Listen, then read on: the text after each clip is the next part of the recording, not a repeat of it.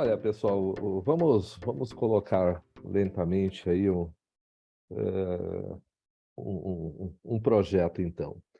Nas primeiras aulas, eu fiz um pacotão, assim, seguindo uma rota que o próprio Jung seguiu. Então, as perguntas, as reflexões que eu trouxe, estavam diante do Jung na forma de um primeiro contato com esses fenômenos. Então, todas as questões formuladas vão aparecendo na forma de conceitos que precisam ser, e é o que nós vamos fazer agora, aprofundados, funcionalizados, de tal modo que a gente começa a ter uma rota de análise do cliente e no final, de nós mesmos. Quando nós entendemos o que nos assalta, o que vai nos afetando, e a gente vai aprendendo que não estamos apanhando no escuro, não é? Estamos construindo um projeto de vida junto, a todos os seres humanos. Tudo bem, Karen? Boa tarde.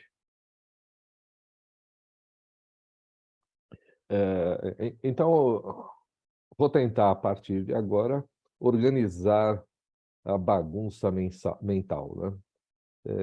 Onde todas as peças vão tendo um desenvolvimento, e uma funcionalidade crescente. Quando nós falamos, então, que existe uma carga afetiva que desenvolve um pensamento, uma linguagem e uma ação, eh, nós devemos, suspeitar que isso tem uma finalidade. É que isso não acontece como se fosse, um expediente fortuito, não é? Deve ter uma história, contada desde o princípio. E essa história contada desde o princípio envolve todas as dinâmicas, que vão se desenvolvendo na, perspectiva humana, incluindo as perspectivas modernas, contemporâneas, sob tudo, né, sob o ponto da religiosidade, o ponto da política, da estética, da ciência, todas as coisas que nos cercam têm, no fundo, uma história específica, desenvolvida a partir da consciência. Aquilo que antes me era inconsciente me levava a produzir uma ação no mundo que nós vamos construir simbolicamente, ou seja, aquilo que eu podia pensar que eu estava vendo, aquilo que eu podia elaborar como uma lógica, estava nos seus princípios. Tudo isso para colocar assim, então, né? Se nós olharmos cada ser humano, hoje, nós vamos ver que eles têm, né, diferentes, específicas e singulares e únicas, disposições. Então o ser humano não é igual ao outro, nunca foi e nunca será. O que, né, nos coloca aí também numa pergunta: que fenômeno é esse? Já que outros animais são a mesma coisa em todo lugar o tempo todo. Leões sempre foram leões, né, pernilongos sempre foram pernilongos, e chatos, eh, mas o ser humano não, o ser humano, nunca é o mesmo, né, nem na sua constituição física, do ponto de vista da moda, da estética, nem na sua relação com o mundo. Seja no contexto das tradições, né, no contexto das suas heranças étnicas, seja até na sua formatação. O que eu quero dizer que nós vamos mudando o nosso conhecimento do corpo, por exemplo, e num esporte específico de alto rendimento, cada músculo é estudado, cada músculo, então, se desenvolve para a melhor solução, né? Para a melhor capacidade do indivíduo na direção daquele esporte. O que não era comum até 100 anos, nem tantos, 50, talvez menos. Então, hoje se tem um estudo, por exemplo, que alguns atletas em potencial são apreciados geneticamente para definir que tipo de esporte ele é mais adaptável, onde ele vai render melhor. Coisa que antes funcionava randomicamente. Eu vou pôr entre aspas aqui o randomicamente, para que a gente depois desenvolva de outra maneira. Mas o fato é que o ser humano se conhece cada vez mais a partir de um observador que não só olha o contexto, né, do sistema, mas também tenta achar uma solução para aquele sistema que eu vejo. Diríamos que a própria terapia é eu vou chamar de ciência aqui, mas é uma ciência hoje que se desenvolve nesse estudo do emocional. Por que a pessoa tem raiva, por que ela simboliza com uma depressão, por que ela manifesta com uma perversão e assim por diante. Como nós vamos chegar nessas considerações, não é? Como a gente vai ter um olhar que, insisto, seria científico para a conduta humana? Qual é a finalidade disso? O que o analista quer com isso? O que a psicologia quer com isso? Márcia Ribeiro, como vai a senhora? Tudo bem, Gláucia? Boa tarde. Vamos pensar naquelas pessoas todas na presencial, viu, Gláucia? Eu estou pensando, eu tenho uma ideia que eu vou propor hoje. Então, o que eu estou começando a sugerir agora é que, na percepção inicial do Jung para aquele evento, né, para aquele fenômeno que ele assistiu, vamos buscar agora a funcionalidade para cada coisa. Primeira funcionalidade seria o ego, né? O ego é um complexo. Bom, mas se ele é um complexo, e nós percebemos que os complexos aumentam a consciência, e que, para aumentar a consciência, eu preciso de um estágio anterior com uma consciência menor do que aquela que vai se inserir, pois vai ser ampliada. Então, nós temos um ego, uma consciência que se encaixa no ego, onde ele se estrutura na forma de inserir, de ajustar, Clóvis, boa tarde, de se ajustar aquilo que a consciência se ampliou, então há um fenômeno acontecendo, e que, portanto, esse fenômeno não é randômico, porque se olharmos a natureza, nós vamos ver que quando um sol se instala e ele começa a queimar em grandes temperaturas, ele começa a formar moléculas, aliás, átomos de hidrogênio. Por isso que o átomo de hidrogênio, principalmente o deutério, é uma grande fonte de energia. As energias hoje de fissão, né? De fusão, aliás, as energias de fusão hoje são o futuro da humanidade, porque ela é uma energia limpa, que consiste ou em inserir um próton ou tirar um próton do átomo, de tal maneira que isso desprende energia,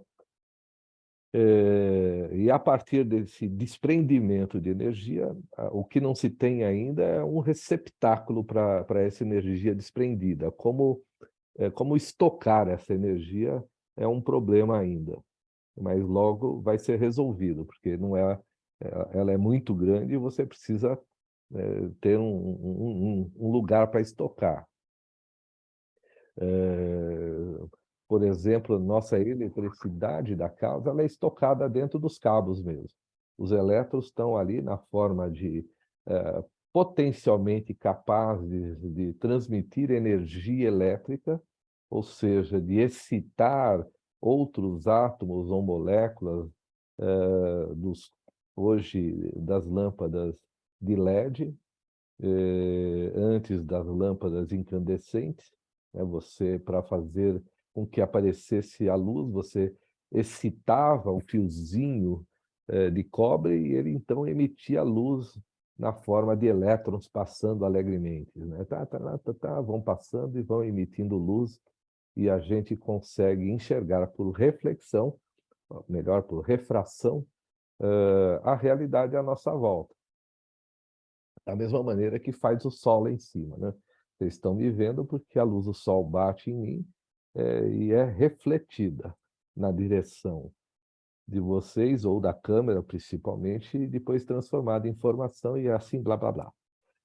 Veja que... Então, a natureza tem uma lógica. Eu preciso ter primeiro o átomo de hidrogênio para depois produzir o átomo de hélio. E assim na escala na tabela periódica dos elementos. Então, devemos imaginar que tem uma lógica no crescimento da consciência. Ela ela não é esporádica, né? Ela não espoca aqui ou ali, punk, punk, como se fosse uma coisa de sorte ou azar. Ah, uma pessoa deu sorte lá do outro lado, ela teve uma super ideia. E com essa ideia ficou rica, botou purê de batata no hot dog, coisa que eu não como, mas que passou a vender um monte e formou o Black Dog. Então teve uma ideia que construiu agora uma nova disposição de prazer humano. Todas as coisas, então, que estão à nossa volta antes eram uma pergunta de alguém que as fez. A terapia também é uma pergunta, um enunciado sobre a natureza do meu desconforto, né? Por que estou sofrendo? Por que que isso não está dando certo? Pessoal, no literal, a gente pode, num primeiro instante, localizar os questionamentos, vamos dizer assim, frugais. Estou indo mal no meu relacionamento, tenho problemas de desejo, a minha empresa me incomoda, o meu chefe, o ganho. Isso tudo parece uma situação corriqueira, literal, mas, pessoal, eu estou querendo defender aqui que não, que tudo isso implica num estado evolutivo. Eu faço essa pergunta na disposição de tentar entender a natureza da carga afetiva, da minha tristeza, da minha alegria, frente ao que eu estou vendo, por que sofro, por que não sofro, como isso depois vai se manifestar numa ação que não só, via de regra, soluciona o meu enigma, como também pode sugerir uma solução global. Então, o Facebook foi lançado porque alguém precisava reunir os amigos para convidá-los para uma festa. E depois se tornou um evento mundial.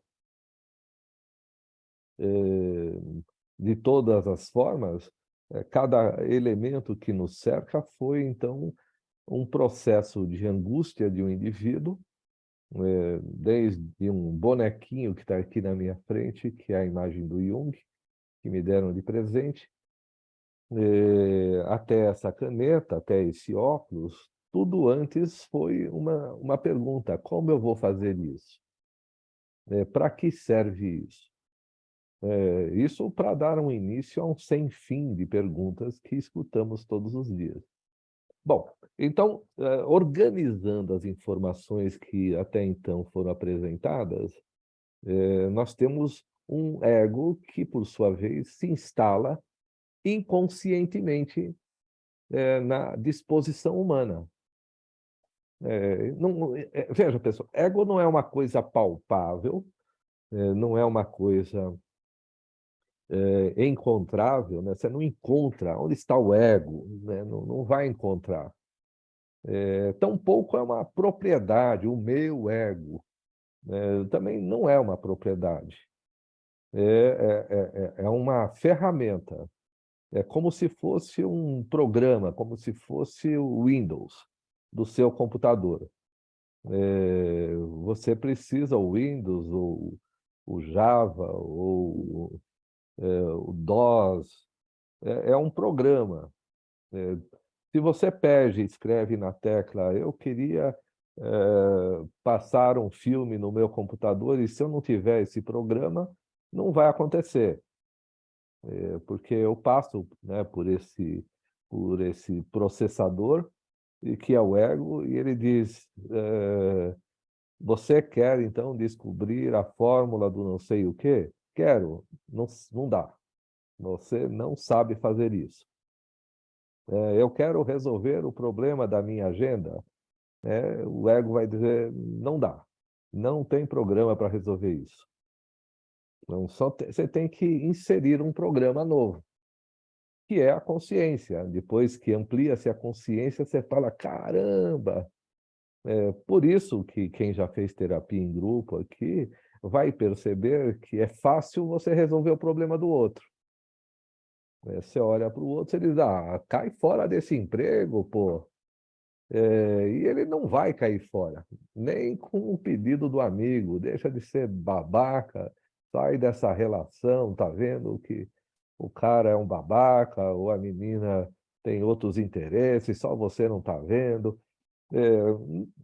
Se fosse fácil assim, as pessoas e a própria terapia seria um sistema racional. Você faz um diagnóstico, desculpa, Georgette, mas como um médico, e diz para ele: amanhã você acorda às 7 horas da manhã, vai lá no seu chefe e diz para ele: tô fora. Mas a pessoa não vai fazer isso, nem amanhã, nem depois, e muitos nem daqui 10 anos. Mesmo que você diga isso sessão a sessão, fala para ele: cai fora. Não vai cair fora. Por que não vai cair fora, né? Porque não tem um complexo na consciência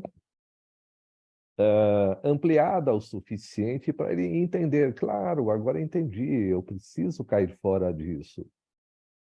Veja, não é tão simples, porque essa consciência é, como eu estou sugerindo, uma necessidade frente a uma questão, frente a uma pergunta, frente, então, a uma angústia. Porque essa pergunta não é uma pergunta, né, do tipo, vou pôr parmesão ou vou pôr grão formaggio em cima do macarrão? Não, essa pergunta não é o problema. Não é um tipo de ou esse ou aquele. É uma pergunta que implica num jeito de pensar a vida que não responde mais às condições que antes respondia. Por exemplo, quando eu tinha 14 anos, eu era office boy de um escritório de contabilidade, e um dos clientes era um fabricante de colchão de grama. Então, ele pegava a carrocinha dele com o cavalo, ia onde hoje é a Fernão Dias, aqui em São Paulo, colhia a grama, deixava secando, costurava então o colchão, punha a grama dele, fechava o colchão, e, né, fabricava 2 colchões por mês. Isso em 1970 e alguma coisinha. Então, a gente vê que para aquele indivíduo, vender colchão de grama, não era grama de capim, não, mas tinha um outro nome, não me lembro mais. Mas um colchão de capim ainda valia para a sociedade que ele tinha no seu entorno. Claro que ele já estava fadado, como aconteceu. Bom, ele já tinha uns 80 e poucos anos quando eu o conheci, então ele já devia fabricar esse tipo de colchão lá em 1910, mais ou menos. Veja, então a gente vê que Para esse homem de 80 e poucos anos, fabricando esse colchão, não havia tempo para um enunciado. Ele faleceu antes de falir. E não precisou, né, pensar: "O que que eu vou fazer da minha vida agora?". Não, a vida já tinha resolvido a questão dele. O que eu estou tentando é montar uma evolução do estado de consciência, tanto da humanidade, do ser humano, quanto, né, no presente, seguindo essa história. Porque o ser humano, tem angústias? Por que as pessoas vão chamar isso de uma neurose? Como ela deriva para a psicose, por exemplo? Todos esses fenômenos, para mim, eles são organizáveis. É evidente que os processos terapêuticos que envolvem o estudo emocional do indivíduo é muito recente, nós estamos numa pré-história. Mas quanto mais nós estudarmos o ser humano, quanto mais nós soubermos, como a relação dele com o jeito de pensar e se emocionar com a vida, vai se aliviando mediante uma influência tanto do seu entorno sobre ele, como dele para o seu entorno. Implicando aí, isso eu deixo bem lá para frente, as questões até para quem já fez psicologia, dos elementos transferenciais. Por que eu vou ver o meu cliente de um jeito X, Y, Z? E vou responder à leitura desse meu cliente dentro daquilo que eu tenho como consciência, eh situando-me, né, numa ferramenta em direção a ele. É assim que nós vamos ter várias técnicas, várias abordagens. Cada ser humano, expressando como pensou e como funcionalizou o seu pensamento na forma de um contato com o outro. Qualquer que seja esse contato, mas no que nos concerne, no que nos importa, desse ser humano, que somos nós aqui, que vamos escutar um outro ser humano e processar o que ouvimos, não no cérebro, mas na consciência. Vamos olhar e vamos esperar, o que que eu posso pensar disso? E por que, né, há muito tempo eu comecei a pensar naqueles clientes que demoram para sair da terapia, e eu fiquei pensando: por que ele faz isso? Por que ele não sai? O que falta? E aí fui construindo com o tempo e outros estudos, né, um conceito. Não sei se ele funciona, se ele não funciona, se ele está certo, se ele está errado. É a maneira como eu fui anotando e, né, não fazendo experiências, mas aprendendo a ouvir de outra forma. Então, será que ele está dizendo isso por causa daquilo? E fui investigando. E hoje eu tenho uma ideia. Insisto, não sei se ela é consistente ou não ainda, mas eu me relaciono com ela, de modo a tentar perceber a sua eficácia. E uma das ideias, né, que eu uso, parte disso que nós estamos discutindo hoje.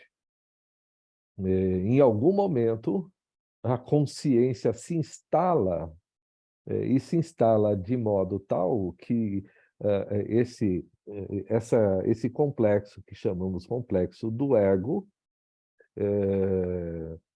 só pode ser, expandido mediante algumas condições, a consciência dele. Ele não pode descobrir o que tem no século XX, nascendo no século XI, nem Nostradamus. Por que ele não pode? Porque não tem finalidade. Se eu, né, eh, que o JJ Benítez, com seu cavalo de Troia, né, me desculpe, mas não é possível que um ser humano do século XX volte para o século I pensando como se estivesse pensando no século XX. Por quê? Porque não tem elementos constitutivos e complexuais no entorno do indivíduo para isso. Eu não tenho funcionalidade para isso. Não tem, não tem uma disposição do indivíduo nem de linguagem para contar a história do que ele já viu. Isso na física, se vocês estudarem, nós podemos ir para o futuro, mas não podemos voltar ao passado. Para Lacan, o passado é o real, quer dizer, aquela coisa que nós não encontramos mais.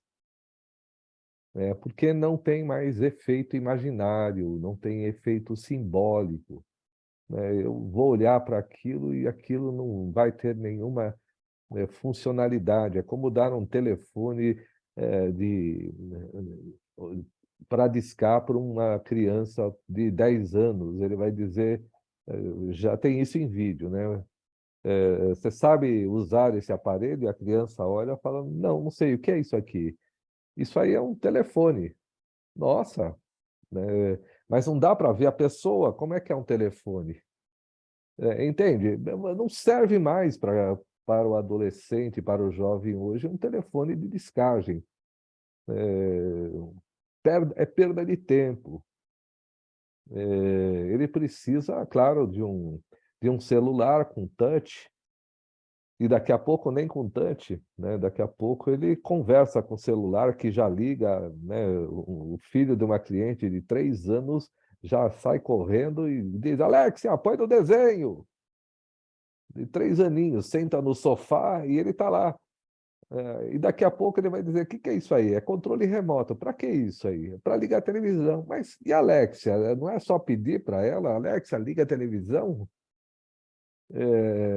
Então vejam que voltar para o passado, para alguém que está hoje, não só é uma tolice, né? Mas como ele não tem como compreender porque se perdia tanto tempo daquele jeito. Então, nós estamos diante né, desse processo, como eu falei, que a consciência, né, ela aumenta mediante uma necessidade. Se não aparecer a necessidade na forma de um enunciado, ela não aumenta, não tem porquê. E quanto mais para trás nós formos, mais demora para a consciência se ampliar na medida em que as necessidades iniciais continham o quê? Uma diversidade de funções para aquele ser humano muito pequena.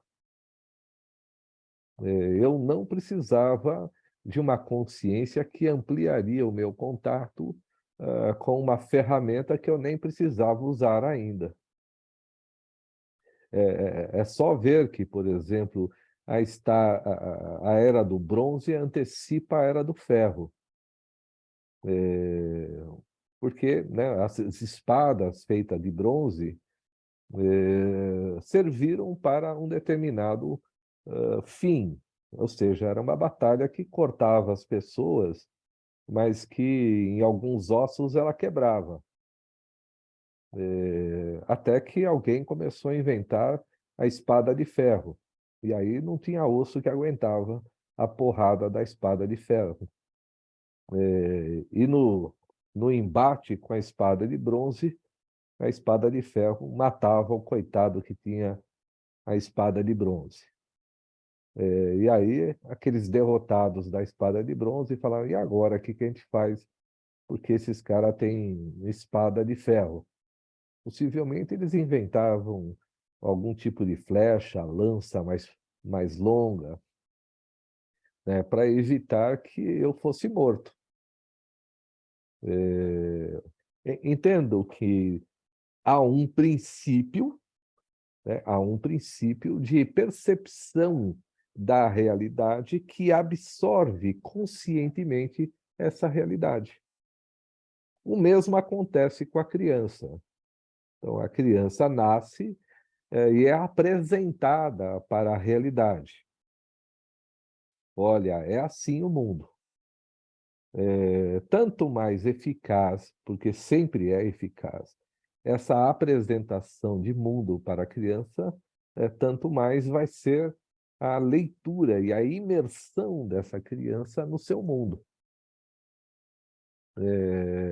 Vamos, então, viajar nessa história e perceber o seguinte: o homem primitivo, o ser humano primitivo, então, andando pelo planeta, tinha uma única necessidade básica: se alimentar.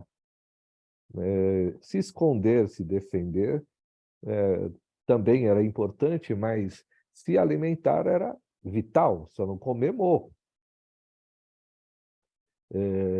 E ele andava pelo planeta, por isso as grandes migrações em busca de ambientes melhores, onde eu poderia ter uma comida mais farta. Em todos os lugares do planeta, a Revolução Agrícola proporcionou uma espécie de domesticação da batata, do milho, da mandioca, do trigo. Domesticar agora eu sei como reproduzir isso. Isso produziu assentamentos. Então vejam que interessante, pessoal. Não sei por quantos milênios o ser humano lamentou e padeceu sobre a fome, porque acabava a comida em determinada região. Diferente do leão que tem zebra à vontade, da zebra que tem grama à vontade, o ser humano. Oi, Gláucia?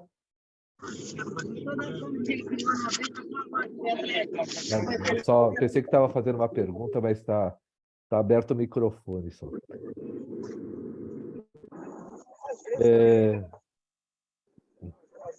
Gláucia, está aberto o microfone. Meu pai, sempre tem uma história ou outra, quem quer não sei o que, não sei o que lá. Bom, então a gente vamos tentar passar por isso. Então, o ser humano tinha uma necessidade mínima para Em sobreviver. algum momento ele até tentou uma No aproximação, momento em que ele se instala como um assentamento, percebam que agora várias coisas começam a chamar a atenção do indivíduo que antes não precisava se ocupar disso. Agora ele tinha tempo de olhar para os pássaros, para outras plantas. Esse assentamento exigia percepções da realidade. Primeiro, ele vai emprestar essas percepções do seu entorno vegetal e depois até do seu entorno animal. Mas isso nós vamos falar daqui a pouco. Nesse instante, o que eu estou sugerindo é que a consciência começa a se expandir e esse complexo do ego ele vai fazer várias coisas ao mesmo tempo, pessoal. Veja, hoje nós transformamos isso numa pergunta estranha, né? Então, o que é a consciência? Já que o ego não cresce aleatoriamente, em primeiro lugar. Em segundo lugar, ele guarda uma informação como uma informação consciente. Em terceiro lugar, se ele acha um substitutivo mais eficaz, essa informação desaparece. Então, toda a consciência é provisória para o indivíduo, ela não é contínua, o que não serve mais como colchão de palha do meu, né, do meu antepassado aí, como a espada de bronze, não serve mais, não fabrico mais. Como o telefone de descagem, não serve mais. Fica no mundo do passado. Para aqueles que tinham esse tempo, essa necessidade, então ele servia. Para nós que temos um outro tempo para lidar com a nossa realidade, não serve mais. Vocês vão dizer, mas foi por que o celular se desenvolveu que aumentou o processo de tempo para nós? Eu vou dizer que não, é o contrário. Porque um outro fator vai entrar. Para domesticar alguma coisa, o ser humano teve que aprender a lidar com aquilo. Veja que vão se instalar necessidades psíquicas que vão ser incluídas na consciência humana. Como eu vou me dedicar a me desenvolver na plantação de batata, milho? Como é que eu vou fazer isso? Como é que nós, como analistas, vamos nos dedicar a entender mais amplamente o nosso cliente? E, a partir disso, que tipo de informação registramos desse encontro? Como é que nós vamos fazer isso e por quê? Então, vejam que o ego sustenta aqueles recursos que ainda são funcionais, joga fora aquilo que já não é funcional, a geração seguinte nem sabe que isso existe. Veja que ainda em lugares do mundo, no Quênia ainda se come cérebro de cabrito, né? Em algumas regiões da África e da Ásia, cérebros de macaco. Ainda o olho de cabra é uma especiaria para famílias árabes. Existe no Líbano moendas de óleo à base de moenda de burro. Tudo isso ainda serve, porque alguém, né, prende a sua consciência nesse evento. Não cabe, pelo menos a mim, que não tenho essas pessoas como clientes, entender qual é a missão deles em manter esse tipo de ferramenta viva. Para a tristeza de pessoas como preservacionistas, muitas coisas vão desaparecer, porque não tem utilidade. Animais vão desaparecer, plantas vão desaparecer, né, porque elas tinham uma função. O pardal, né, um passarinho que na minha infância tinha vontade, ele já está em extinção. Eu não sei por quê, mas é porque o que o pardal fazia não precisa mais fazer. Então, ele não achou mais nutrientes para a sua espécie, foi morrendo, e aquilo que ele fazia, possivelmente o ser humano faz diferente e melhor. Então, todo o sistema é afetado pela consciência. Diríamos, então, que a consciência não é só um predicado humano. No ser humano, ela produz uma variante, uma velocidade tão grande que o ser humano passa a ser essa ferramenta transformadora da realidade. Veja, ainda não dá para nós discutirmos exatamente o que é a consciência. Tampouco dá para nós olharmos a finalidade da espécie humana em si. Nós sabemos que ela é capaz de aumentar a sua consciência, afetar a produtividade, afetar o reconhecimento da natureza. E como, né, como diz Hegel, o ser humano é capaz de criar arte, de reconhecer a divindade. Os animais não reconhecem a divindade, porque não tem a emoção para isso. Nós olhamos para um pôr do sol avermelhado e vamos dizer que lindo pôr do sol. Os animais não vão dar bola para isso. Não se emocionam com o pôr do sol. Tampouco, né? O cachorrinho, o poodle da madame, vai dizer: eu não vou sair com essa sarmentinha. Se ela estiver no cio, ele pula o portão, desaparece, e a sarmentinha, que não tinha senso estético suficiente, o atrai, né, irreversivelmente. Mas o ser humano não, ele tem conceitos de belo, de melhor do que de pior.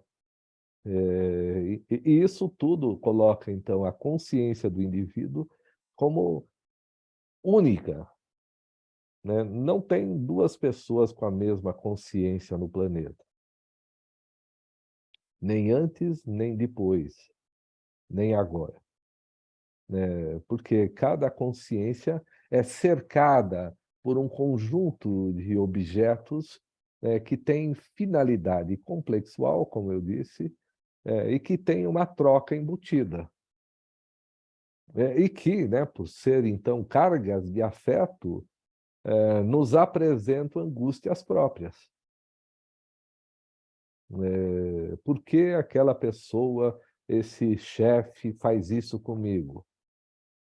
Por que algumas pessoas dizem eu tenho um dedo ruim para encontrar parceiros? Vejam que, se vocês estão entendendo, na lógica que eu defendo, essas perguntas, então, feitas desse jeito, inserem o indivíduo dentro de um contexto que cabe a ele, na angústia, produzir uma pergunta. Por que eu encontro com essas pessoas? Veja, o próprio Freud, quando percebe o complexo de Édipo, ele fica tão preocupado com aquilo que desiste por meses de estudar essa tal de psicanálise. Por quê? Porque isso que eu acabei de dizer surgiu como um impacto. Retira não só a randomicidade do indivíduo. Se eu tenho um complexo de Édipo, ou seja, se cada um de nós vai se aproximar de alguém por um motivo que não é randômico, mas que instala uma emoção própria, é aí que eu vou defender que não existe um amor transitivo. Aquilo que eu sinto por aquela pessoa me prende a ela, até o ponto em que, como se fosse um problema do meu carro com o motor quebrado ou de um problema de matemática que eu tenho que resolver para passar de ano, eu tenho que me dedicar à solução do desconforto até que eu entenda o que houve. E isso me possibilita aumentar a minha consciência. De tal modo, então, pessoal, que para o Freud, com seu complexo de Édipo, isso parecia um problemão, né? Não esquecer que ele está no século XIX, iluminismo, o Império Austro-Húngaro é o maior império do mundo naquele instante, ele é judeu, então todas essas ferramentas deixaram Freud na posição do eu sei a verdade. O século XIX era o fim das verdades em consecução, né? A física também vai dizer isso. Estamos perto de dominar a natureza. Até que um cara chamado Max Planck foi fazer uma experiência e falou, ferrou, não entendi por que aconteceu isso. E abriu, né? Não é à toa que eu entendo que a física quântica e a psicanálise, né, que encontram um tal de inconsciente, se estabelecem no mesmo ano. As duas dizendo, e a coisa complicou. O que parecia que estava perto de resolver, agora abriu milhares de perguntas e que abriram milhares de perguntas. E é onde nós estamos. Então, veja que nesse instante, a ideia do complexo não é uma ideia de azar. Eu não encontro um obstáculo na minha frente, porque esse obstáculo, entende? É uma coisa que foi jogada. Eu vou entender que todos os eventos contêm uma angústia, né? E essa angústia pode ser decifrada, de tal maneira que aquele evento pode ser substituído eficazmente com o tempo por outro evento que só pode existir mediante a minha angústia diante do evento anterior. Vou colocar um exemplo assim, eu já falei, não é, que eu atendi 2 vezes, na verdade 3, mães que tiveram gêmeos e que não sabiam por que que elas tinham raiva de um e não do outro, que faziam a mesma coisa, produzindo efeitos diferentes.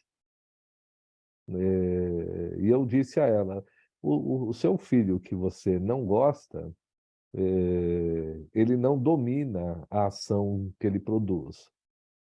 Então, ele mesmo pede um limite para ele, porque ele tem medo de não conseguir segurar esse limite. Então, ele pede um castigo, né? Me coloque de castigo antes que eu morra. O outro não, o outro define a brincadeira dele de tal modo que ele diz: olha, não precisa se preocupar comigo, daqui a pouco eu vou parar de brincar e vou tomar banho. O outro não para. Por que isso acontece, né? Para o que nos interessa na aula de hoje, isso acontece por conta dos complexos, por conta da carga de libido, né, por conta da vontade que o indivíduo tem de se fixar com aquele objeto. Então, aquele que tem um direito de se afastar do objeto não precisa de nenhuma censura para isso. Mas aquele que tem uma vulnerabilidade irrepreensível, né? Irrevogável na direção daquele objeto, às vezes ele precisa de uma fronteira. Esse objeto é viciante para esse indivíduo, qualquer que seja esse objeto, né? Desde colecionar números na conta bancária, carros na garagem, parceiros no Tinder, quantidade de cigarros que eu fumo, de bebida que eu tomo, de cocaína que eu cheiro, e tantas outras coisas. Eu não consigo reter, não consigo dominar esse processo. Pessoal, se a terapia fosse racional, ela seria fácil. Nós modelaríamos o diagnóstico e a pessoa sairia dizendo: nossa, claro, eu não tinha visto isso. Puxa, é verdade. Mas não é assim que funciona. A razão não tem relação anterior à consciência, tem uma relação posterior, né? Por conta, né, da quantidade de significados que eu já tenho para enunciar a minha angústia. Vocês vão ver que quanto menos enunciado eu tenho para justificar a minha angústia, mais eu sou tomado por um imaginário infantil, que é o que a criança faz. O homem antigo, né, o homem primitivo, então enxergava na força de atração deuses próprios, e enxergava no pesadelo da madrugada um monstro literal. Então, quimeras, dragões, essas coisas iam surgir como se fosse um evento externo para o indivíduo quando ele sonhava, e ele não sabia separar o dentro do fora. Ele via mesmo, como muita gente vê ainda, que não separa. Ah, eu converso com um determinado espírito, ele se manifesta, eu vejo, ele é alto, né? Tem uma barba. Vocês vão dizer, mas isso não é uma esquizofrenia, uma neurose perigosa?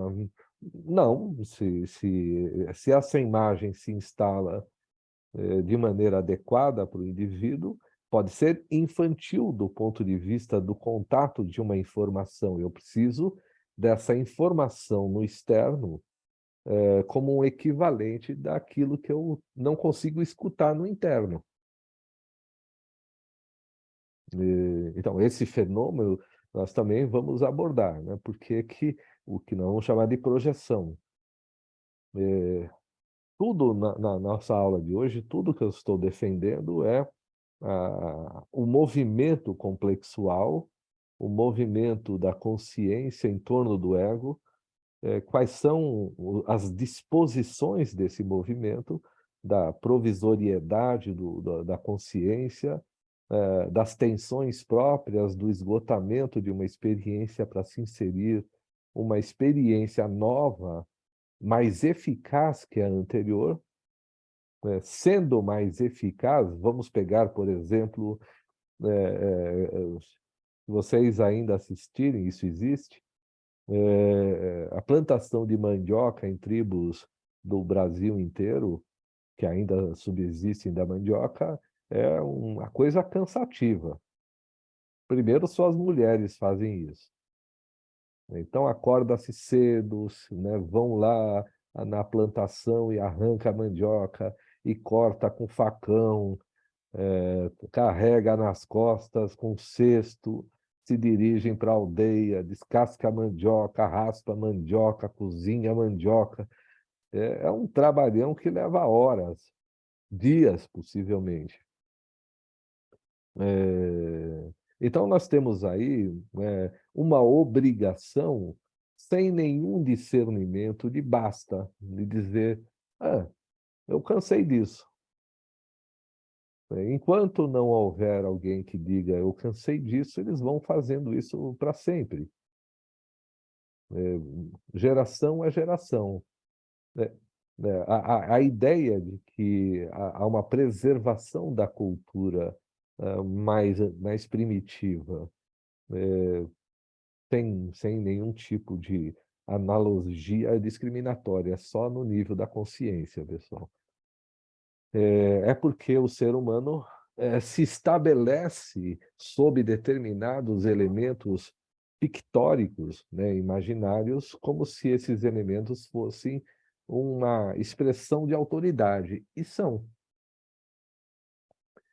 São autoridade na forma de uma libido que mantém um fluxo de vontade, de disposição. O Spinoza vai sugerir que essa determinação, né, essa perseverança pela vida é inata no ser humano. Isso em 1635. Ele está defendendo o que eu estou defendendo, que o ser humano, né, nasceu para evoluir. É isso que nós vamos chamar de vida, né?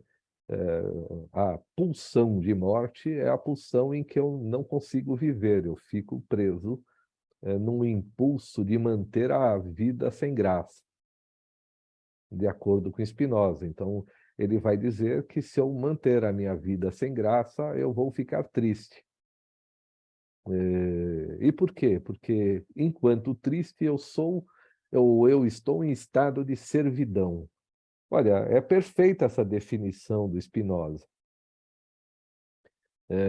Servidão do quê? Servidão do jeito de pensar. Para surgir um Zumbi dos Palmares, por exemplo, foi necessário que gerações de negros se submetessem ao domínio, né, do homem branco. Aí vocês vão dizer, puxa, mas no Brasil, pelo menos, a população negra do Brasil, no século XIX, era de basicamente uns 20 milhões a 30 milhões de pessoas, enquanto que os homens brancos perfaziam 4 milhões. Então, como é que as pessoas não perceberam que tinha um volume maior, um número maior? Por que elas não se rebelavam? E vocês vão ver isso no livro do George Orwell, né, o 1984, que ele vai descrever esse Big Brother, né, esse indivíduo que domina um sistema, até hoje. Não vou entrar no mérito da discussão política, nós estamos aqui trabalhando as questões psicológicas. Como uma maioria não se sente apta a produzir uma ação, porque a consciência delas não vislumbram essa atitude, não tem esse espaço da ação. Para a tristeza do Marx, né? O proletariado não se estabeleceria no poder porque não teria ainda a necessidade consciente desse poder. E por mais, então, que nós olhemos e dizemos, né, Caio Czar entrou Stalin e uma ditadura foi substituída pela outra, é porque a instância de poder foi instalada de acordo com a maioria da população e a sua consciência. Esse tema envolve, nós vamos discutir isso em várias escalas, né? Desde o faraó lá atrás, que era um só, e que administrava milhões. E, de novo, vocês vão dizer, mas aquela pessoa ia dizer, eu vou brigar com esses caras armados com o quê? Com pedra? Sim, possivelmente sim. Morreria muita gente? Possivelmente sim.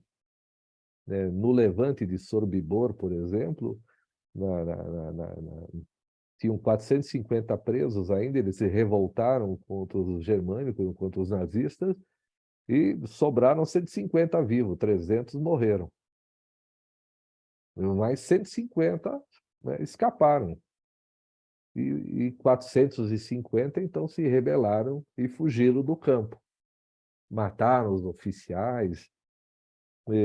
Mas, em algum momento, a consciência do indivíduo, né, prefere morrer do que continuar morto. Né, seguindo aí o que eu estou falando do Spinoza. Então, eu prefiro morrer do que continuar com uma pulsão que não me traz nenhum tipo de vida. Eu só estou construindo aqui um debate sobre consciência, né? Não estou discutindo as questões nem epistemológicas de outras linhas, nem política. Nós estamos debatendo aqui, apesar de que, sim, esse debate pode se expandir para todas as outras áreas. Né? Qual é a utilidade da consciência? Pessoal, vamos lá então. Se nós pegarmos a criança e o homem primitivo, a criança também tem um imaginário maior do que a razão lhe confere. Ela não trabalha, ela não age sobre uma decisão racional, mas pela imagem que ela vê. A imagem é que a atrai. A funcionalidade da vontade é que o faz. E ela, então, como a história vai mostrar, tem um ego mais amplo do que a do primitivo de 200 mil anos atrás. Por que mais amplo? Porque o ego daquele primitivo, quando ele se instala para acolher o desenvolvimento da consciência. Ele já é um princípio funcional. E a primeira consciência, ela não pode simplesmente adentrar ao indivíduo, porque ele precisa se adaptar. Ele não tem uma reflexão como temos hoje na terapia, em que o indivíduo entra na terapia e diz: eu estou triste, fui humilhado hoje, todos os dias eu vou lá e o meu chefe me xinga. Uma história de ontem. E eu digo para ele, mas eu fiz o que você me pediu. Então, cadê a sua autonomia? Mas se eu fizer a minha autonomia, então eu não preciso do senhor? Não, senhor. Então, não entendi.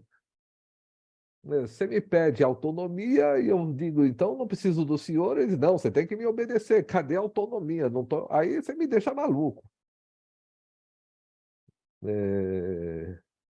E aí ele foi despedido, né? Porque o chefe diz, não, você não entende a minha filosofia. E ele falou, eu não entendi mesmo. Não vou entrar ainda no mérito desses detalhes, mas veja que essa disposição de contar essa história do nosso cliente já é uma disposição construída. Eu posso falar disso. Eu posso emprestar um chefe, eu posso dizer que ele fez isso comigo, eu posso me inquietar com o que ele disse, eu posso tentar responder o que ele me pediu, né? E tentar até dizer, eu não entendi porcaria que ele quer.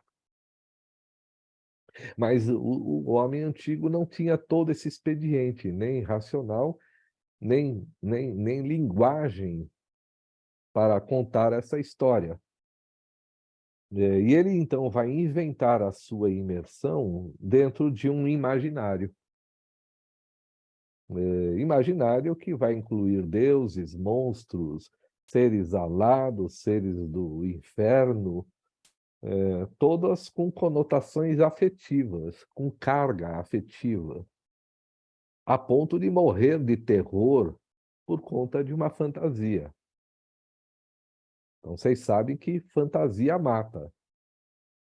Se eu cismar que aquela pessoa quer me matar, eu posso me antecipar e matá-la. Mas vocês vão dizer, mas isso é loucura? Eu vou dizer, não, não é loucura. É uma instância que a pessoa, de fato, tem uma beligerância instalada. Eu sei que é do imaginário, mas o imaginário ele empresta, a partir da carga afetiva, um objeto exterior. Então daríamos, aí é polêmico, mas o Jung ele vai defender isso quando na associação de palavras ele vai sugerir dois movimentos importantes, né? O AA, né, dos alcoólatras anônimos, as 5 primeiras premissas são as premissas da associação de palavras do Jung, as 5 primeiras. As 7 depois, né, dos 12 passos, já é uma outra montagem. E o, né, detetor de mentiras também, porque ele vai sugerir que a pessoa quer confessar. Essa é uma parte importante no que nós estamos discutindo hoje. Por que ela quer confessar? Por que a consciência a pressiona? Porque, né, eu preciso falar da minha dor de maneira em que eu a compreenda, de maneira em que eu entenda por que cometi aquele impulso, qualquer que seja esse impulso. Olhar para esse fenômeno na terapia consiste em retirar qualquer tipo de moralidade, né? Não há um crime exatamente sendo perpetrado por um indivíduo, mesmo que ele tenha matado.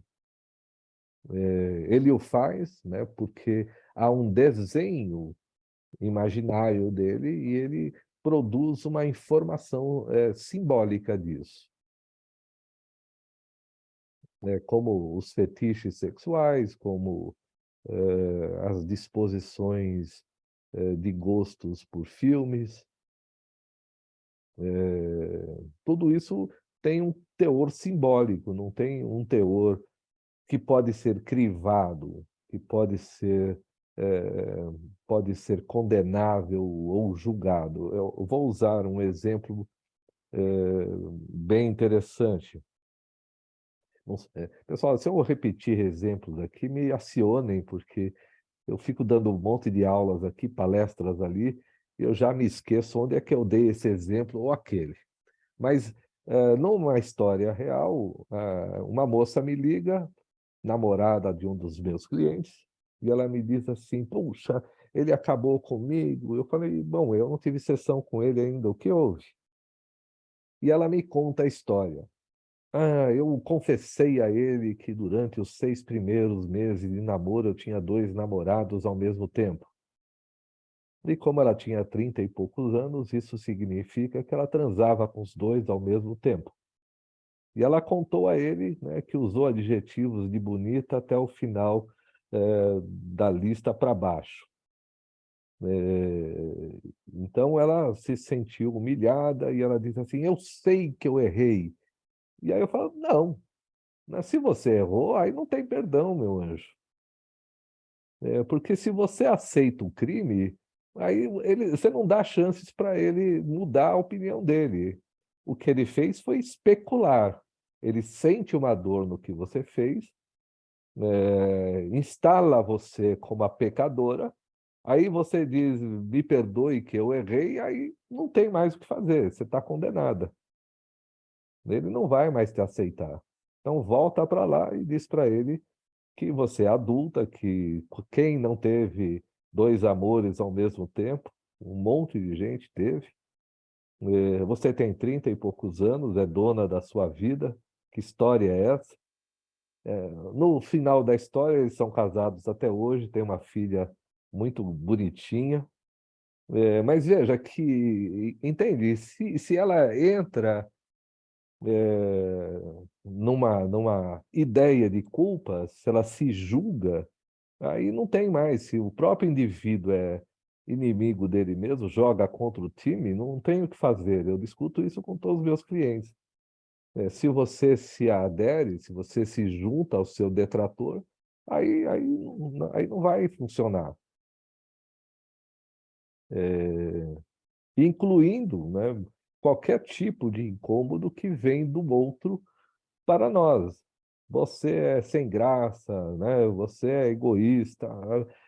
Qualquer história dessa é uma história que, vocês percebem, está na consciência de quem dirige e que ele, essa pessoa que dirige, né, o indivíduo tal, é quem vai sofrer da sua certeza. Então, tudo para mostrar que eu imagino coisas, o que eu vejo passa por dentro de uma imaginação, essa imaginação tem carga afetiva que me devolve na forma de julgamento e ação. E que a evolução humana passa sistematicamente a reler a imagem, significar a imagem e instalá-la como algo agora consciente. Senão estaríamos ainda fazendo danças em volta do defunto, quase morto, com chocalhos, e ele morreu. Ah, os deuses quiseram. Tudo bem, não tinha medicina, não tinha um conhecimento daquilo, morreu. Mas depois a gente foi tirando os deuses da história e passamos à ciência, né? Dominamos o processo e agora o que era misterioso ficou consciente, pessoal. E consciente agora tem como se desenvolver, tem como se tornar cada vez mais eficaz. Vocês entendem que tudo passa por isso? As relações de pais e filhos, as relações afetivas, né, conjugais, as relações étnicas, tudo passa por eu tentar entender a natureza do meu desconforto com aquela pessoa. Tudo isso movido por uma consciência mais estreita, cercada por complexos que têm carga afetiva e que correspondem à minha identidade com eles. Aí, se nós, então, transportarmos isso para a criança nos seus primeiros anos de vida, quando ela se define como um eu, ela se define dentro da consciência implantada nela. Então, eu só posso ser um eu dentro da minha família. E dentro da minha família eu vou receber todo tipo de estímulo ou desestímulo mediante aquilo que eles acham que é correto. Eu fico imaginando o primeiro judeu que casou com uma gajinha, ou homem ou mulher. Deve ter sido um horror. Há uns 30 anos atrás, eu tinha uma cliente que era filha de italiano com japonês. Ela não era aceita em nenhum dos dois lados. E eu até estranhei, falei, caramba, não sabia que os italianos, né, eu também sou de origem italiana, metade, eram tão discriminatórios assim. Os japoneses eu sabia, não é? Mas os italianos, você não é aceita em nenhum dos lados. Ainda hoje, eu a tenho no Face, ainda hoje ela não é aceita em nenhum dos lados, mas hoje ela é uma pessoa de grande relevância no que faz. Ela trabalha com permacultura. Mas veja, por quê? Porque é uma espécie de veículo de uma tradição, veículo de uma verdade. Aquela pessoa vai destruir os nossos deuses, né? Vão jogar no chão as nossas tradições, vão botar ketchup na pizza, vão pôr manga no sushi. vão estragar aquilo que nós preservamos por séculos. Então, é um inimigo da nossa consciência. Porque vocês vão ver, pessoal, que na mistura religiosa, todas essas tradições são instaladas por uma voz divina naquele que instalou. Não é difícil entender isso. Eu estou ali como um mané, andando no meio da mata, e de repente eu escuto uma voz que diz: olha para o pé de mandioca. E eu olho para o pé de mandioca e não é que eu entendi o que é o pé de mandioca, não foi direto assim. Então, né, aparece o Deus da mandioca, porque diz Agostinho, né, eu sou uma porcaria. Quando eu entendo alguma coisa, só pode ter sido com autorização de Deus, por isso Deus existe. Essa é a maneira que Agostinho define que Deus existe, porque eu sou pequeno demais para ter essa ideia. E o homem antigo nem pensava assim, ele simplesmente era tomado por uma emoção complexual que diria: só Deus poderia ter permitido isso para mim. Pessoal, eles nem tinham linguagem, entendam que eles nem tinham linguagem para entender, para construir desse jeito, eles simplesmente tinham a emoção do complexo, que por ser uma emoção do complexo era enorme e produzia uma luminosidade no indivíduo. Oh! Então, o Deus da mandioca passa a ser o Deus que eu adoro, porque senão ele, né, vai jogar a mandioca fora e nunca mais vai nascer mandioca no meu terreno. E eu ainda tenho que dar a melhor mandioca para ele na forma de uma oferenda. Vocês vão ver, olha que coisa, né? Parece uma coisa muito primitiva. Não é, não. Todos aqui presentes estão oferecendo o melhor de si para o Deus, não da mandioca. Porque não sou freudiano da questão fálica, fazendo uma alusão, mas para o Deus dos meus pais. Se você não for bonzinho, né, você vai ver que Deus vai te castigar. E eu tenho certeza que ele vai me castigar. Ainda hoje eu vejo as pessoas, né, quando elas sofrem um infortúnio, né, que elas vão na igreja e aí rezam bastante, fazem ex-votos, vão lá. Olha, o pessoal, não estou cuspindo para cima, não. Quando eu tinha 14 anos, eu fazia isso direto, instituído numa religião católica, né, rigorosa.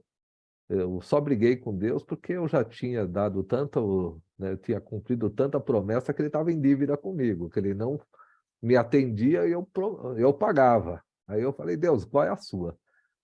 Já assisti missa, já fiz ex-voto, já andei de joelho e a menina não olha para mim, porra, qual é a sua? Aí eu briguei com Deus, né? Não quero mais olhar para ela também. E nem para você. Mas isso eu conto numa outra história, né? É, entendem que nós estamos falando. Não sei se está ficando claro, que qualquer história é revestida disso, né? Eu tenho que receber com potência a consciência dos meus pais, eu vou servir a essa consciência como o primitivo servia a um Deus, eu vou ser extorquido por essa dependência para ser bonzinho. Na questão mais lacaniana, nós vamos ver que a criança deseja ser o desejo dos pais.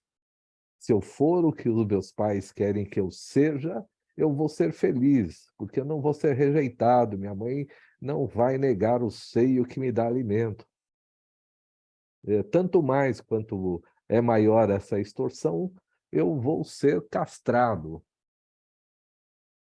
porque não posso colocar a minha ideia para fora. A castração não é simplesmente fálica no sentido sexual, mas é uma castração da minha ideia de ação.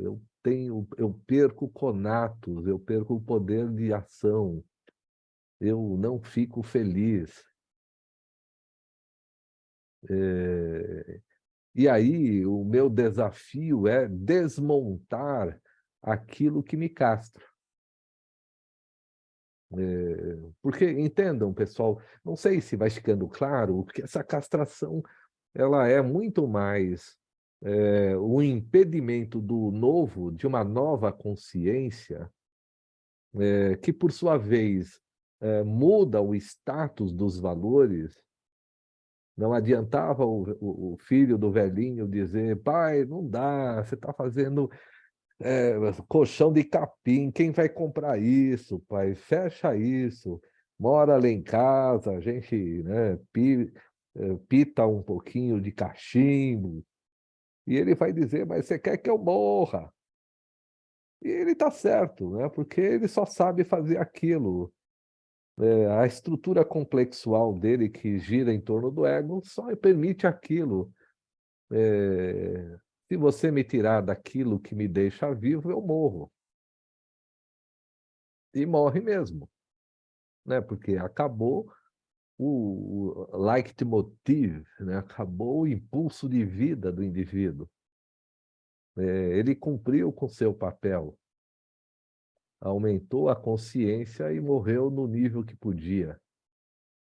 Mas nós estamos descobrindo, não por um acaso, que a terapia, né, é um catalisador de um processo de consciência. Olha, você vai morrer para os seus pais, não tem dúvida. Mas você vai nascer para uma outra coisa, para uma nova consciência.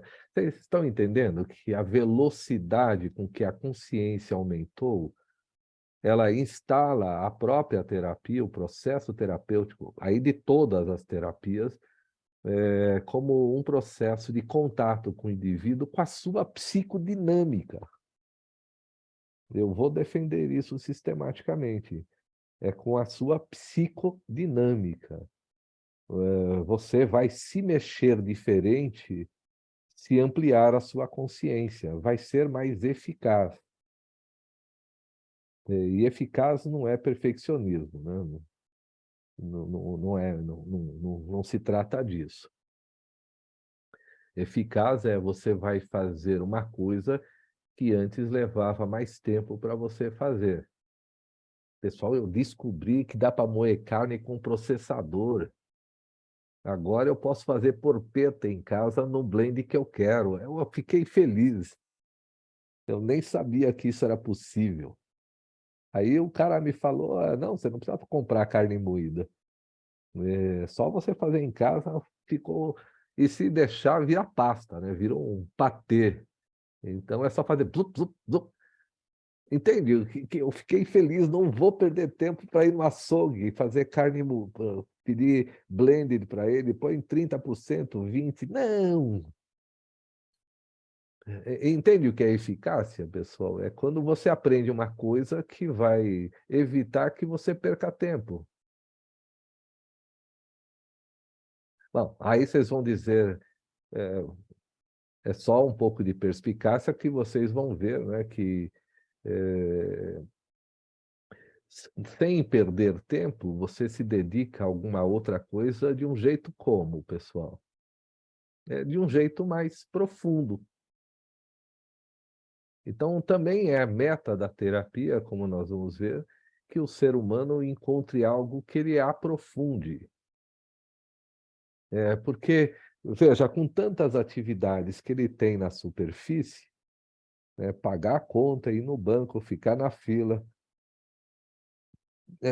Se alguém não entende o que é isso, não tem a minha idade, porque, só para vocês terem uma ideia, uma agência do Bradesco tinha 300 funcionários há 40 anos. 300. Né? Mas como cabia tanta gente? Eram enormes as agências, tinha turnos, gente que entrava às 7, saía às 4, tinha gente para todo lado, 45 caixas, todos com filas enormes. A minha mãe quebrou a perna, como eu falei para vocês, foi levada pelo SAMU no SUS, lá fizeram os tratamentos, tem cirurgia marcada. e é uma confusão, tem um monte de gente. Olha que melhorou, eu achei até muito legal. Fui super bem tratado pelos atendentes, tudo digital, mas as filas ainda são enormes. Eh, e pelo que eu entendi, não é, a tendência, na verdade, bom, não vou entrar no mérito político, é que eles estragaram através de uma coisa acho que eles chamam de cross, eu não entendi o que é, mas adia um pouco. Mas o fato é que ainda perde-se tempo com uma pessoa doente, né? Se você tiver bastante dinheiro, ela já fica no Einstein e sai em 5, 6 dias. A minha mãe vai levar 12. Mas veja, entende o que eu estou dizendo? Como o sistema vai se modificando e se tornando eficaz, sobretudo, sobretudo, mesmo quando a gente, então, fala disso, de uma doença, minha mãe tem 91 anos e ela é animadérrima, tanto que se quebrou porque ficou animada demais. Mas quem ia imaginar, por exemplo, que hoje em dia, por vicissitudes do sistema, pessoas com mais de 60 anos estão sendo contratadas para cargos de direção em multinacionais. Uma cliente, uma mulher de 62 anos, foi recém-contratada por 10 anos. E vocês, né, quer dizer, quando eu tinha 5, 6 anos, uma pessoa de 50 e poucos anos já era condenada, como ainda é na Coreia, né? Se vocês assistirem aquele filme coreano, puxa, não me lembro o nome agora, mas esse que até foi um sucesso, ele só tem sentido por conta da história da sociedade coreana, Parasitas, né? Aquele filme parece ininteligível para nós, mas como os coreanos são aposentados aos 50 anos, aí por isso que aquele filme vai mostrando a história do homem que vai ficar preso e do filho, então, que tem um desafio. Senão fica meio que inexpressivo, difícil de explicar. Mas entende, eu estou jogando um monte de informação, tentando expor a vocês o que é ampliação da consciência, como ela modifica as regras, modifica as leituras, modifica o status do crime e da penitência, né? Tudo vai sendo modificado, o status das relações humanas em geral. Então, quando contarem lá na frente que a discriminação começou a desaparecer no século XX, XXI e tal, é porque a sociedade humana... Não, é porque duas coisas estão acontecendo. A consciência aumenta e, mais do que isso, aumenta também a contribuição, como nós vamos ver em tipos psicológicos, das instâncias que são desenvolvidas em homens e mulheres, em etnias, e até no quesito dos enunciados, naqueles que dizem eu sou inútil, sejam deficientes físicos, sejam pessoas que têm deficiências intelectuais consideradas, né? Nesse ponto que eu estou defendendo aqui para aqueles que vão analisar pessoas, é como ampliar a consciência de tal modo que na sua frente não tem ninguém incapaz, absolutamente ninguém. A incapacidade está na conveniência da herança da consciência dele com a sua família, no depósito, né? Nessa, nesse, nessa ação que ele desenvolve em ser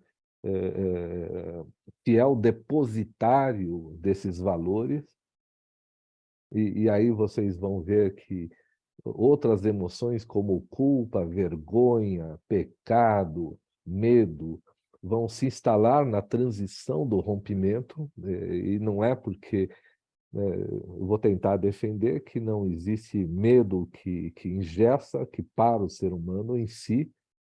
Né? O que vai parar o ser humano é quanto ele está conveniado com a consciência anterior. Se a ampliação ela pode arriscar, né, pode gerar a morte do indivíduo, ele não vai. E na terapia vocês vão ver que isso vai acontecer todas as vezes. Quando o nosso cliente vai aumentar a consciência, ele vai resistir. E não é que ele vai resistir porque é infantil em si. Ele vai resistir porque ele vai esperar uma decisão do conflito, do embate interno, onde a consciência anterior resiste afinada que está com o superego da sua história, e o inconsciente vai ter que negociar para que a consciência seja ampliada de tal modo que não sacrifique, não psicotize o indivíduo. Para quem gosta, né, a história da loucura do Foucault, ele vai conduzir que a loucura tem uma história. E ele vai meio que, aqui eu estou sendo minimalista demais, né, mas ele vai colocar esse ponto. Por exemplo, né, tudo que eu estou discutindo aqui é esse fenômeno, pessoal.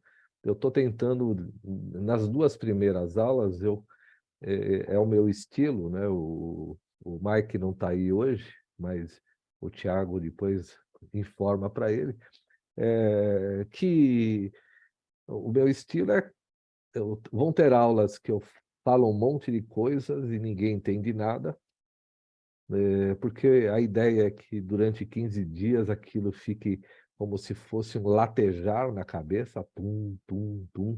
Na aula de hoje eu estou organizando o que eu falei nas outras. Então eu estou colocando a vontade, né? Eu estou colocando aqui a dinâmica, a linguagem, todas essas peças dentro de uma ordenação que vai funcionar com o tempo. Então, tudo isso está conduzindo o indivíduo para achar uma solução. E nesse sentido, né, da solução, nós vamos ver que não existe uma resistência como se o indivíduo não quisesse ir. Existe uma resistência especulativa. Eu vou tentar avaliar o que acontece se. Muito comum em muitos filmes.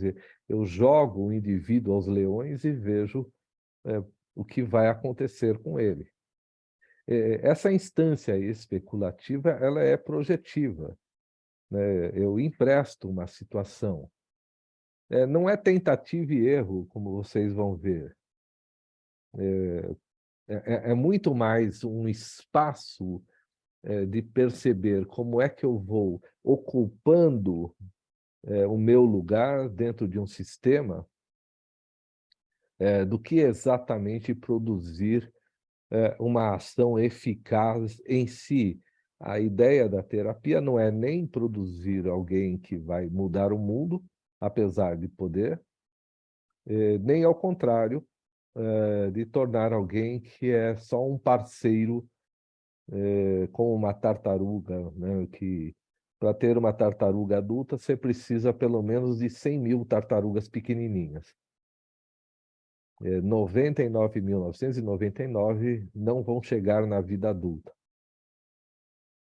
Agora, com esses projetos mundiais, esse número diminuiu um tiquinho, mas tartaruga marítima, por exemplo, tem tanto predador, mas tanto, todo mundo come a tartaruga. Aquilo ela é alimento para todo mundo. Então, como se fosse, né, um sistema. Nem espermatozoide hoje a ciência mostra que não é bem assim, não é todo mundo sai correndo e um é sortudo. Não, é um sistema que visa, né? Vários vão chegar lá, mas todos vão ficar procurando onde há um espaço para eu entrar. Então não é um único, né? Aquela história, você já é um vencedor, né? Bababá. Primeiro que não é assim. Segundo que a história vai mostrar, que a eficácia da gestação não vai, né, não vai ter tanto espermatozoide assim. Isso vai diminuir. Não tenho como explicar agora, mas na coerência do que nós estamos discutindo. Se a consciência está produzindo cada vez mais individualidades, diferenciação, especificação. Eu sou um médico que cuida do dedo da mão esquerda. Eu tenho uma cliente que é médica, né, da palma da mão. Ela não entende nada de dedos, mas de palma da mão eu entendo. Eu falo, caramba, como você chegou nisso, né? Então, essa diversificação sugere que esse fenômeno vai acontecer em todas as instâncias imaginárias da realidade. Ou seja, cada um de nós, daqui a pouco, vai ser bem diferente do outro. E se vocês olharem, que eu acho fantástico também isso, todo o propósito hoje, até empresarial, corporativo, está sendo montado para ser construído times que vão sendo selecionados, como no Missão Impossível, né? O Tom Cruise, para realizar um determinado job. Você vai ter uma descrição, né? Das suas potências, das suas qualidades, e alguém vai pôr, vamos pôr esse, como num jogo de futebol, num esporte coletivo. A empresa do futuro ela é uma empresa sem um local exato, mas ela vai sendo montada por times, mostrando que vai ser tão específico a qualidade de pensar e de agir do indivíduo, que ele vai ser selecionado bem na sua perspicácia. Da mesma maneira como se imagina que remédios, e já existe isso, vão ser feitos para o indivíduo. Porque hoje os remédios têm efeitos colaterais. Você arruma uma coisa e estraga duas outras. Isso só para sugerir o que eu estou falando hoje na nossa aula, que tenta modelar, então, a imersão dentro do indivíduo, dentro de um crescimento, a instalação da criança como receptora dos valores dos pais já vencidos. Ela precisa receber esses valores, sentir, então, a ineficácia desses valores e produzir em si uma solução para esses valores. De tal modo, então, que isso gera uma evolução da consciência, que, por sua vez, claro, gera uma evolução científica, humana, e existencial, e, afinal, da natureza. O ser humano produz um efeito de organização, de simetria na natureza que ela não tinha antes. Mas para isso, né, eu também conto a minha história aqui, que meu pé de tomilho não cresce, eu já estudei a terra, já pus ele no sol, na chuva, já reguei, já conversei com quem planta pé de tomilho lá no Ceasa, meu tomilho não cresce. Então eu estou aí com esse enigma, como fazer o pé de tomilho vingar. Mas, como vocês veem, tem muita gente, agora tem até na internet, né? Tem lá um youtuber que diz, eu sei como fazer seu pé de tomilho dar certo. Veja que legal, pessoal, não é? Vocês entendem? não sei se você... Eu fico encantado com isso, né? Porque agora você tem enigmas e tem um monte de gente que diz: olha, esse seu enigma começa a resolver aqui. Eu fico imaginando, tem uma história do Jung que é real, ele estava estudando os aborígenes australianos e ele queria um livro para entender um determinado mito. Aí toca a campainha, um amigo dele da Austrália mandou esse livro na hora que ele estava lá questionando. Tem uma outra cena que vocês devem ter visto lá no grupo, que uma mulher que foi cliente dele, né, ficou brava com ele, que ele disse para elas umas coisas e ela não queria aceitar. Aí passaram-se uns 2 ou 3 anos, ela estava trabalhando, de repente ela tem um estalo e falou: agora entendi o que ele quis dizer. E ela liga para ele para marcar a sessão. E a secretária do Jung diz: ah, ele falou que você ia ligar, já tem a sua sessão marcada. Como é que ele sabia que ela ia ligar 3 anos depois, não é? Veja que isso não é um mistério, não é uma bruxaria. Eu vou tentar provar que todo esse sistema está interconectado. E essa defesa, ela é uma defesa física, não é uma defesa simplesmente num achismo. O deslocamento das energias naquilo que vai se chamar morte térmica no sistema solar, vai explicar isso. Cada dia, cada segundo que passa, o sistema é mais equilibrado e mais complexo do que o sistema anterior. E isso implica nas nossas decisões, nas nossas vontades. O que eu estou defendendo aqui é que olhar para os nossos clientes esperando uma ordem sendo organizada muda o status do analista. Então, a pessoa não é neurótica porque é neurótica, né? Não tem causa, como se fosse, todas as crianças que tomaram chinelada na bunda têm essa neurose. Eu não penso assim, o que eu vou procurar entender o que é que te incomoda, como você quer falar do que te incomoda, até a gente achar uma solução para esse incômodo. De tal maneira que a sua imaginação, o seu imaginário, pode ser substituído por uma consciência que nós vamos chamar de simbólica. Você entende o que está acontecendo. Você tem consciência, esse é o propósito. E quanto menos consciência você tiver, mais você vai depositar isso para uma entidade fantástica, superior. Quanto mais consciência você tiver, eu vou tentar defender isso lá na frente, mais você se entrega para o processo conscientemente. Eu sei para onde eu estou indo agora. Quando antes eu apanhava no escuro. E a maioria do planeta apanha no escuro. Campbell também diz isso: se você não decifrar o seu mito, ele te toma. E aí você não vive a sua vida, vive um teatro arquetípico.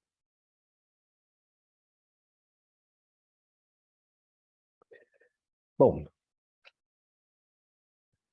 como a turma ainda é nova, não faz muita pergunta, eu sempre guardo 15 minutos para perguntas, eu falo sempre. A aula tem 1h45 e eu deixo espaços para pergunta.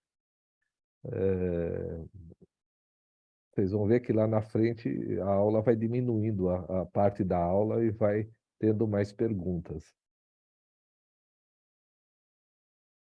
Quem sabe até lá você decifrou como cuidar do tomilho, né? Oi? Quem sabe até lá você já decifrou como cuidar do seu pé de tomilho, né? Uma boa questão essa, então, Clóvis. Veja, Vamos fazer um ensaio, já que nós temos mais 14 minutos, né? Isso. Eu me preocupei com o meu pé de tomilho, mas você também se preocupou com o meu pé de tomilho, Sim, né? Então, qual é o seu pé de tomilho? Só para as pessoas entenderem, sem nenhuma exposição desnecessária, né? Entende o que houve, né? Você empresta o meu pé de tomilho e compara com o seu. Então, tem alguma coisa que você está tentando realizar e não está dando certo. sim. Entende? Exatamente isso, Marcos. Aí não vale, já dedou, já condenou aí. Olha o meu pé de tomilho lá. Ele respondeu, o seu também vai responder.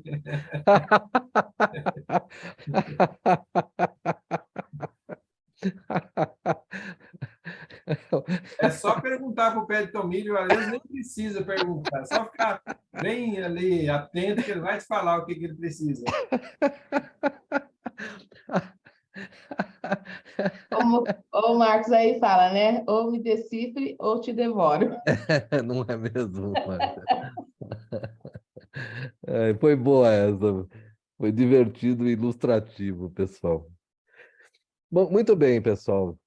Na próxima aula, então, a gente vai voltar nesse desenvolvimento de como o ser humano e a criança, o homem antigo e a criança, veem o mesmo mundo, né? Acontece que o homem antigo vai levar gerações para ver um mundo diferente.